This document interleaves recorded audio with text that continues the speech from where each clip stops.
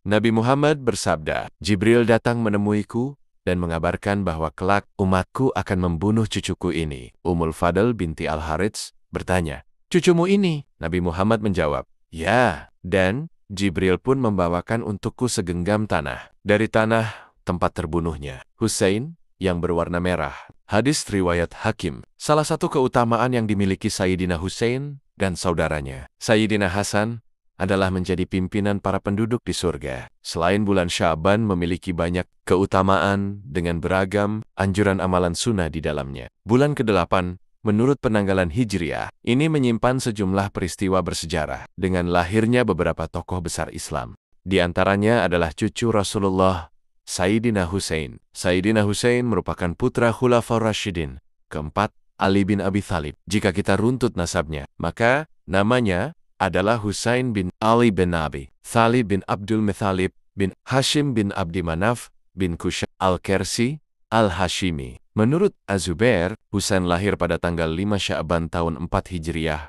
Az-Zahabi mengutip Qatadah, Ibnul Atsir mengatakan, Sayyidina Husain lahir setelah saudaranya, Sayyidina Hasan, jarak 1 tahun 10 bulan. Ibnul Atsir, Usdul Geh, Bah, F. Marifatis Syaw, Bah, banyak sekali hadits-hadits yang menjelaskan keutamaan Sayyidina Husain. Berikut adalah beberapa di antaranya. Sayyidina Husain merupakan keluarga Nabi Ahlul Bait yang paling mirip dengan Rasulullah. Dalam satu hadis disebutkan dari Anas bin Malik, dia mengatakan kepala Husain dibawa dan didatangkan kepada Ubaidullah bin Ziyeh.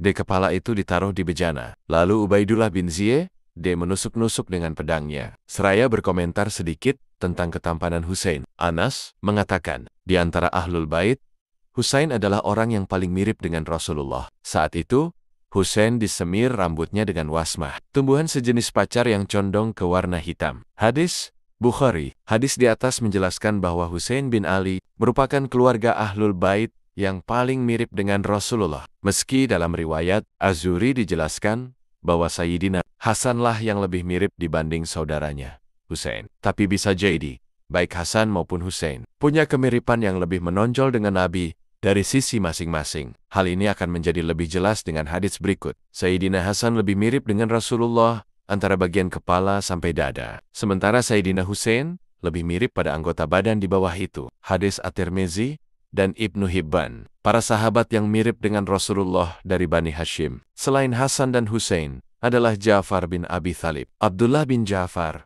Qutsam bin Abbas, Abu Sufyan bin Harith, dan Muslim bin Aqil.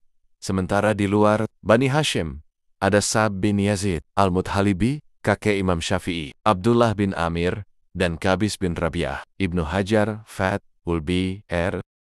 Salah satu keutamaan yang dimiliki Sayyidina Husain dan saudaranya, Sayyidina Hasan, adalah menjadi pimpinan para penduduk di surga. Hal ini pernah diungkapkan oleh Rasulullah dalam haditsnya. Artinya, Hasan dan Husain adalah dua pimpinan pemuda penduduk surga dan ayahnya, Ali bin Abi Thalib, lebih baik dari keduanya. Hadits At-Tirmizi. Rasulullah merupakan sosok yang sangat mencintai kedua cucunya, Hasan dan Husain, sampai beliau pernah menegaskan bahwa siapa yang mencintai keduanya, maka beliau juga mencintai orang itu. Dalam satu hadis, beliau mengatakan, dari Usamah bin Zaid, dia berkata, pada suatu malam saya menemui Rasulullah untuk satu keperluan. Kemudian beliau keluar menemuiku dengan kondisi mengenakan penutup yang aku tidak tahu. Ketika keperluanku sudah selesai, aku bertanya, penutup apa yang engkau pakai itu? Rasulullah pun membukanya. Ternyata di dalamnya ada Hasan dan Husain menggendong di atas pinggang beliau. Nabi lalu bersabda, ini adalah kedua anakku,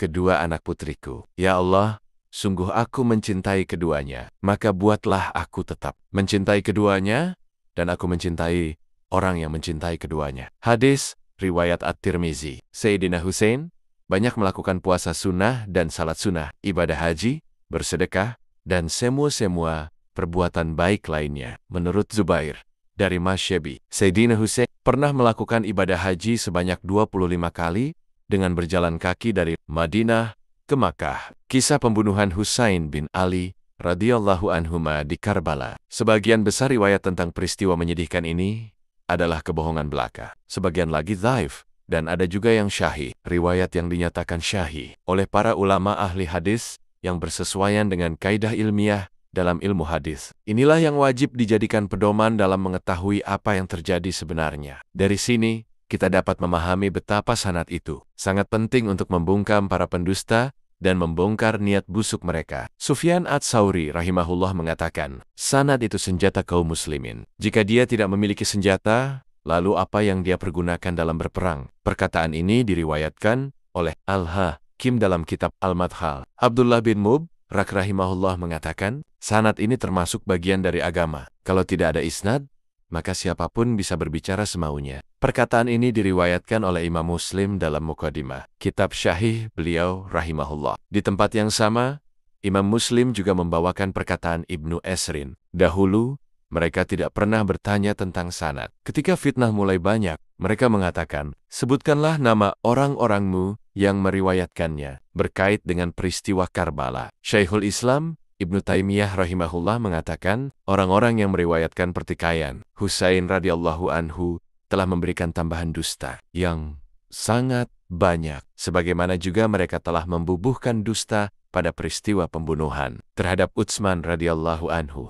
Sebagaimana mereka juga memberikan tambahan cerita dusta pada peristiwa-peristiwa yang ingin mereka besar-besarkan, seperti dalam riwayat mengenai peperangan, kemenangan, dan lain sebagainya. Para penulis tentang berita pembunuhan Husain radhiyallahu anhu, ada di antara mereka yang merupakan ahli ilmu ulama, seperti Al-Bagawi rahimahullah dan Ibnu Abi Dunia, dan lain sebagainya. Namun demikian, di antara riwayat yang mereka bawakan, ada yang terputus sanadnya. Sedangkan yang membawakan cerita tentang peristiwa ini dengan tanpa sanad, kedustaannya sangat banyak. Oleh karenanya, dalam pembahasan tentang peristiwa ini, perlu diperhatikan sanadnya. Riwayat yang paling syahih ini dibawakan oleh Imam Al-Bukhari, 3748. Aku diberitahu oleh Muhammad bin Husain bin Ibr, dia mengatakan, aku diberitahu oleh Husain bin Muhammad. Kami diberitahu oleh Jar dari Muhammad, dari Anas bin radhiyallahu anhu. Dia mengatakan,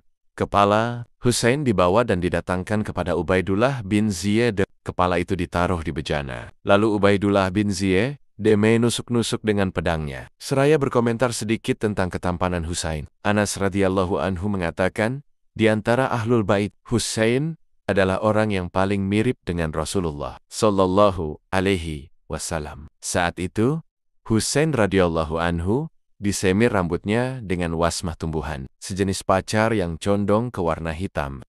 Husain bin Ali radhiyallahu anhuma tinggal di Mekah bersama beberapa sahabat, seperti Ibnu Abbas dan Ibnu Zubair radhiyallahu anhuma. Ketika Muawiyah radhiyallahu anhu meninggal dunia pada tahun 60 Hijriah, anak beliau Yazid bin Muawiyah menggantikannya sebagai imam kaum muslimin atau khalifah. Saat itu, penduduk Irak yang didominasi oleh pengikut Ali radhiyallahu anhu menulis surat kepada Husain radhiyallahu anhuma meminta beliau radhiyallahu anhuma pindah ke Irak. Mereka berjanji akan membayar Husain radhiyallahu anhuma sebagai khalifah karena mereka tidak menginginkan Yazid bin Muawiyah menduduki jabatan khalifah.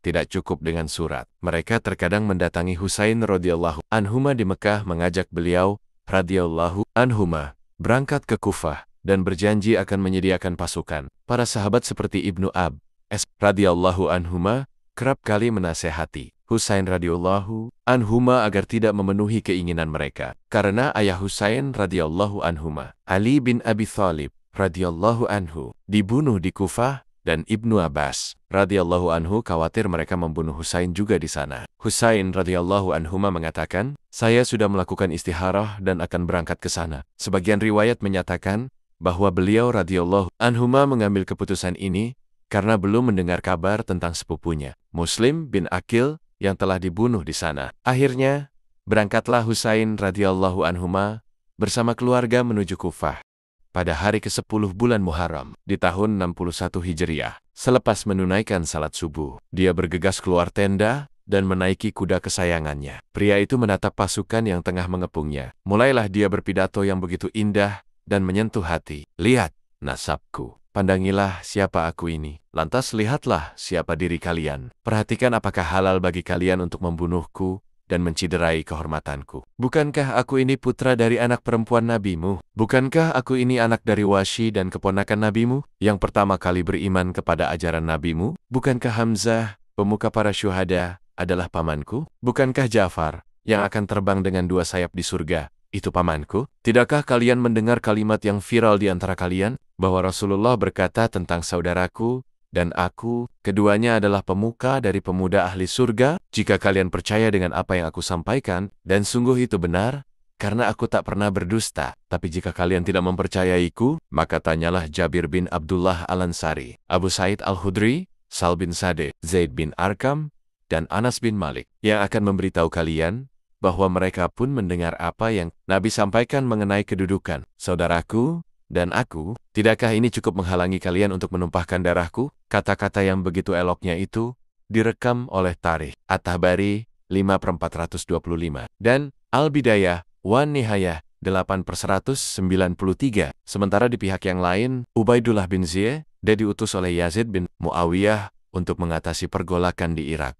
Akhirnya, Ubaidullah dengan pasukannya berhadapan dengan Husain radhiyallahu anhuma bersama keluarganya yang sedang dalam perjalanan menuju Irak. Pergolakan ini sendiri dipicu oleh orang-orang yang ingin memanfaatkan Husain radhiyallahu anhuma. 2 pasukan yang sangat tidak imbang ini bertemu. Sementara orang-orang Irak yang membujuk Husain radhiyallahu anhuma dan berjanji akan membantu dan menyiapkan pasukan justru melarikan diri, meninggalkan Husain radhiyallahu anhuma dan keluarganya berhadapan dengan pasukan Ubaidullah. Sampai akhirnya, terbunuhlah Husain radhiyallahu anhuma sebagai orang yang terzalimi dan sebagai syahid. Kepalanya dipenggal, lalu dibawa ke hadapan Ubaidullah bin Ziyad, dan kepala itu diletakkan di bejana. Lalu Ubaidullah yang durhaka ini kemudian menusuk-nusuk hidung, mulut dan gigi Husain, padahal di situ ada Anas bin Malik, Zaid bin Arqam, dan Abu Barzah al-Islami radhiyallahu anhum. Anas radhiyallahu anhu mengatakan, "Singkirkan pedangmu dari mulut itu, karena aku pernah melihat mulut Rasulullah Shallallahu alaihi wasallam mencium mulut itu." Mendengarnya,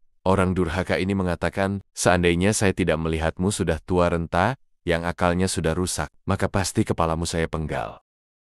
Dalam riwayat OTT, Tirmidzi dan Ibnu Hib, and dari Hafsyah binti Sir, and dari Anas radhiyallahu anhu dinyatakan, lalu Ubaidullah mulai menusukkan pedangnya ke hidung Husain radhiyallahu anhu. Dalam riwayat As-Sabr, rahimahullah, dari hadis Zaid bin Arqam radhiyallahu anhu. Lalu dia mulai menusukkan pedang yang di tangannya ke mata dan hidung Husain radhiyallahu anhu. Aku Zaid bin Arqam mengatakan, "Angkat pedangmu, sungguh aku pernah melihat mulut Rasulullah mencium tempat itu." Demikian juga riwayat yang disampaikan lewat jalur Anas bin Malik radhiyallahu anhu. Aku Anas bin Malik mengatakan kepadanya, "Sungguh, aku telah melihat Rasulullah Shallallahu alaihi wasallam mencium tempat di mana engkau menaruh pedangmu itu." Lalu Ubaidullah mengangkat pedangnya. Demikianlah kejadiannya.